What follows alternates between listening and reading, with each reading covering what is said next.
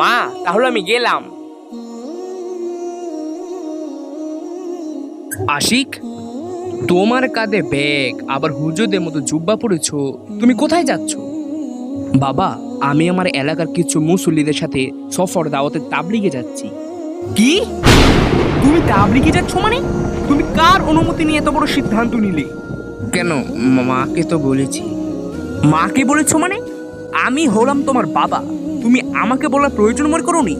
সামনে হলো তোমার অ্যাডমিশন পরীক্ষা, তা না করে তুমি অহেতুক কাজ করে বেড়াচ্ছ। তোমার বয়সী ছেলেমেয়েরা দেখো কোথায় এগিয়ে গেছে, আর তুমি? বাবা, পৃথিবীর সবচেয়ে বড় অর্জনই হলো আল্লাহর সন্তুষ্টি অর্জন।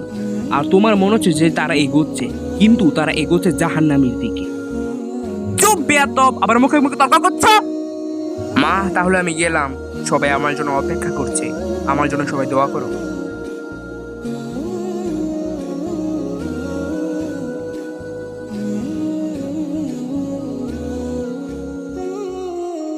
আলহামদুলিল্লাহ, 40 দিনের সফর শেষ করে অবশেষে বাসায় আসলাম।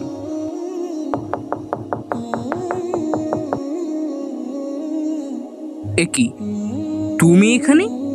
তুমি এখানে কি করছো? তোমার জন্য এই বাড়ির দরজা ছাড়া জীবনের জন্য বন্ধ। কিন্তু বাবা, আমি তো ভুল কিছু করিনি। ভুল কিছু করনি মানে? একটু আশেপাশে তাকিয়ে দেখো তোমার পাশে ছেলেমেয়েরা কত দূর এগিয়ে গেছে, আর তুমি জঙ্গলিদের খাতায় নাম লিখিয়েছো। বাবা, হয়তো তাদের অনেক বাড়ি গাড়ি হবে, অনেক টাকা পয়সা হবে, কিন্তু সেগুলো শুধু দুনিয়ার মধ্যেই সীমাবদ্ধতা।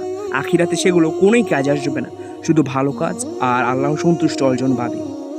তাই আমাদের আসল জীবন এই দুনিয়াতে নয়, বরং আখিরাতে। কে পাশ করলো আর কে ফেল করলো তা এই দুনিয়ার মধ্যে সীমাবদ্ধতা। আখিরাতে তো তাকেই পাশ করানো হবে যে আল্লাহ সন্তুষ্ট অর্জন করতে পারবে। ঠিক আছে বাবা, তাহলে আমি চলে যাচ্ছি। সবার খেয়াল রাখেন। আশিক, তুই যাস না বাবা।